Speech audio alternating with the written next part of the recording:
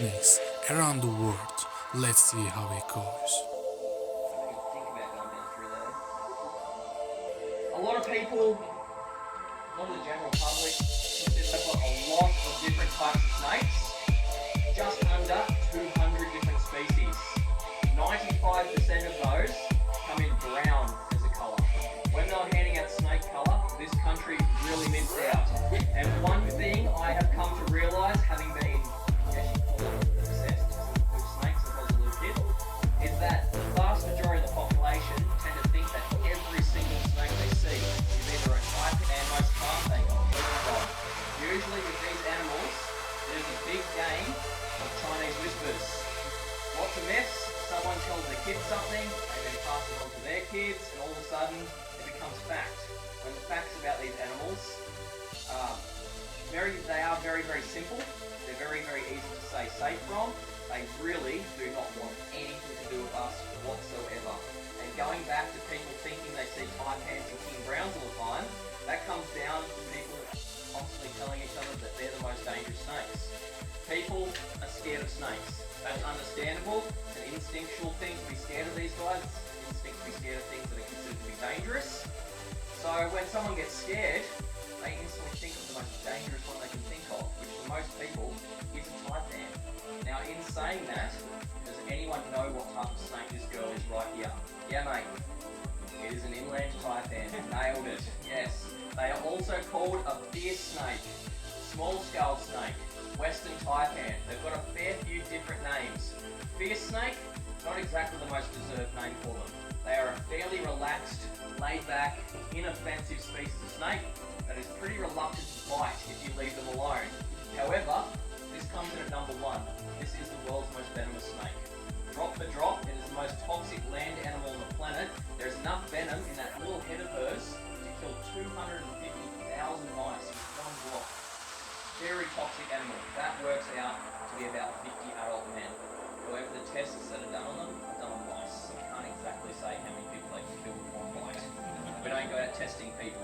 Testing on people. Even though this is the most venomous snake on the planet, it has never killed a person. There's not a single human death to their name. People have been bitten by them. People like myself that work with them. People that keep them as pets, the odd researcher, snake enthusiast that's been out to Central Australia where this species is found.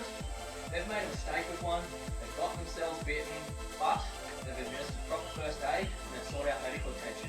Every single one of them has survived. So even though they are the most toxic land animal on the planet, not a single human fatality to their name. Hopefully it stays that way for a lot longer to come. The reason this snake is so venomous all comes down to where they live and what they eat. Now, contrary to popular belief, snakes do not have venom just so they can go around killing things for fun. It's not why it's there. They don't have arms, they don't have legs.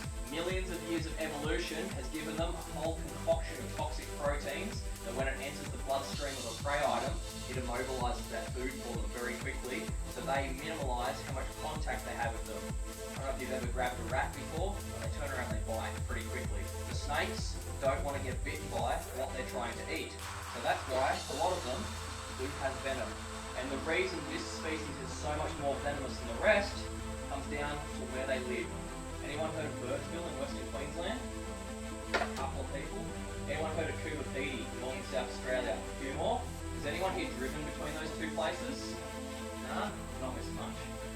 It's a fairly featureless countryside. It is black soil plains, channel country. As far as you can see, it's a place of boom or bust. Some years they might get a lot of rain, then they might go 5 or 6 years with no rain at all. Big severe droughts. That is the only place in the world you get inland taipans. They live in the soil cracks out there and they feed on the rats that also share those soil cracks. However, rats are mammals, which means they need to eat more than reptiles do. If times are tough, there's not enough food for those rats, so their numbers plummet. The snakes have had to adapt to deal with that. So when this species of snake kills and eats a rat, it really doesn't know when its next feed is coming. And if times are bad, it may then go a year, 18 months, possibly even 2 years before it sees another rat again. That's a long time to go without anything to eat. They're going to be pretty starving by the end of that. So obviously, when they come across that next rat, they do not want it to have any chance of getting away from them, which is why they have supercharged their venom to the absolute extreme, so they literally do not miss out on a food item. That is the only reason they have become such a highly venomous snake, so food cannot escape them. And the reason Australia has got so many highly venomous snakes is because most of our country is desert. A lot of it is very desolate countryside. There's not a great deal of food out there. The animals have had to adapt to live in that area. That's why this country has so many reptiles, over 1,000 species on the ground.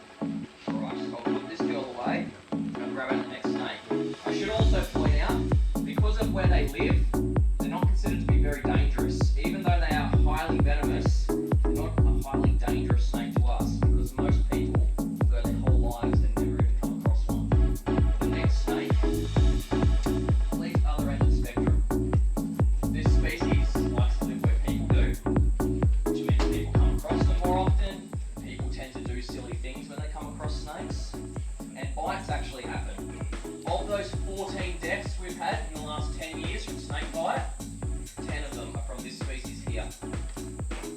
Now this is my favourite species of snake. This is what I grew up with as a kid. This is what got me interested in snakes. Much to Mum and Dad's disgust. Here we go. They are very highly strung, very nervous. Once again, a lot of myths and rumours to go with them. Most of them are completely false. Does anyone know what type of snake this fella is? It's not a tiger snake, it is a brown snake. Does anyone know what type of brown snake? No. It's an eastern brown. There's 9 different species of brown snake in Australia. Eastern browns are the most venomous of the lot. King browns aren't one of them. King browns have one of the stupidest names of any snake in Australia. They are not a true brown snake, they're a black snake, same as what a red belly is, which means their venom is nowhere near as toxic as any of the true brown snakes. No one has ever been killed by a king brown. It's never happened. People have gone close, but it's never actually gotten to that point. Now the reason they're called king browns is because the first ones ever discovered around Darwin just happen to be brown in colour. They do vary a lot as you get around the country. Brown, yellow, greeny colour, red, all those sorts of things.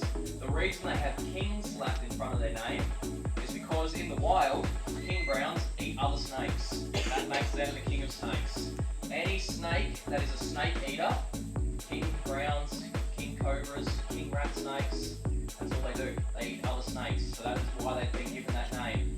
Had a few people say at these shows that as soon as you put king in front of something's name, it instantly makes it 100 times more venomous.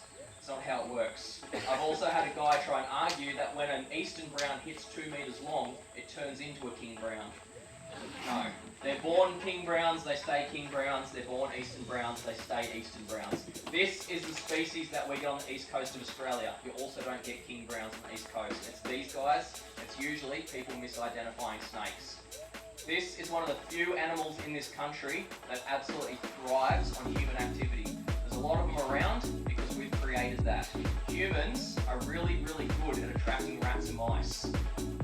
That's the favourite food of brown snakes. This is nature's natural pest controller. If it wasn't for this species of snake, we'd be forever up to our necks in rodents and probably suffering to the absolute extreme from the diseases that rats and mice carry. They are a good thing to have around, as long as you give them the respect they deserve.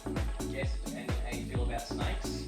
But once again, lots of myths and rumours. Everyone seems to have a friend of a friend that's been chased by a... These guys, they're used to me now. They know I'm not going to hurt them. As you can see, they sort of hang there like a piece of rope. This one could be completely different. Usually when I clean her cage, she puts on a bit of a show. So, let's see. How's she going? How are you going to behave? Now I don't know if everyone can see that, but when I wave in front of her, she flattens her neck out. That's the first defensive display for a tiger snake. What they do when you come across them is they flatten their body out, kind of like a cobra does. They also can raise the first third of their body up like a brown snake. Tigers also do that mock charge towards you. They don't do it as good as the brown, but they still tend to do it occasionally. They are a short, heavy-bodied little snake. They don't always have stripes on them or bands across their body. They can be completely patternless. A A lot of the ones in Tasmania are jet black. It's cold down there. They need to go and warm themselves up. So far, she's behaving really, really well. This is one of the most cold-tolerant species of snakes we've got in Australia. We don't get them up here. The furthest you'll ever see a tiger snake, furthest north you'll ever see one, is the Sunshine Coast, Caloundra area. There's one little pocket population down there, and they're just building a housing estate on it right now. So they're probably not going to be in Queensland anymore once that's finally built. They don't follow the coastline too much north of Sydney. Once you get inland, New England tablelands, common around places like Gleninnes. Once you get to Victoria, this is one of the most common snakes down there. They like the cold. Most species, brown snakes, taipans, they'll become active when things get to say 18 degrees Celsius and perfect temperatures, 28 to 30 degrees Celsius. You'll see tiger snakes out basking on snow when it's 4 or 5 degrees, much more tolerant. Up here in the summer months, we have to keep them in air conditioning. They don't do well with the humidity and the heat at all. You can obviously bring them out for short periods of time. We have one on display in the reptile house down here. He spends about 2 weeks in there, and then we swap it over with another one, just so they can tolerate that heat for the next couple of months. Another thing that makes them very adaptable to a cold environment is they don't lay eggs.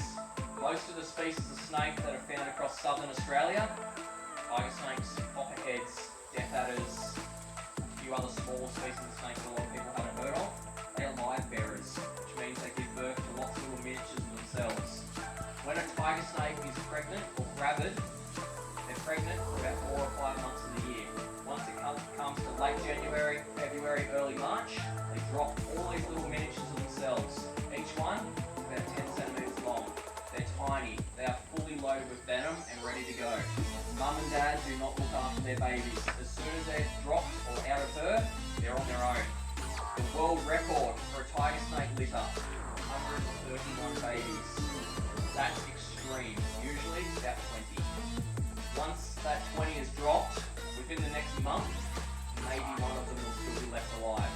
The reason that reptiles have so many babies is because they're so small, they're so vulnerable, and everything eats them. I've seen a green tree frog eat baby tiger snake before, so potential for anything to take them down. So that's why they have so many babies, so maybe one has a chance of passing on those genes to the next generation. And there is a huge myth with baby snakes. Anyone heard that baby snakes are more venomous than the adults because they can't control their venom? And things went downhill very, very quickly from there. But 24 hours later, I was back at hospital again. I wouldn't recommend it. It was horrible. A really horrible experience, and I learned from it. Don't be complacent around these animals. But it's the only venomous bite I've had, and touch wood, never ever happens again. Yeah. Any other questions? Anything anyone wants to know? Yeah, just like this to a boy and girl. Great difficulty sometimes. With Australian snakes, all of them look exactly the same, boy and girl. With death adders, you can use their tail, but you have to see a lot of them. You see them all the time to do it. Boys have got big long tails, girls have got little short tails that are very thin. Boys' tails are fat and long. With some of the vipers overseas, especially in Asia, boys and girls have different colours, but we don't get that here. That answers your question? Kind of? Not sure. Anything else? Anyone wants to know? No, we're all pretty good. We know everything now. Excellent. Well, that is it for the Snake Show. If anyone does have any more questions, feel free to come down and ask me. I'm more than happy to answer them. Hello, new members. Subscribe my channel on the right. See you on the next video. See you everyone. See you next time.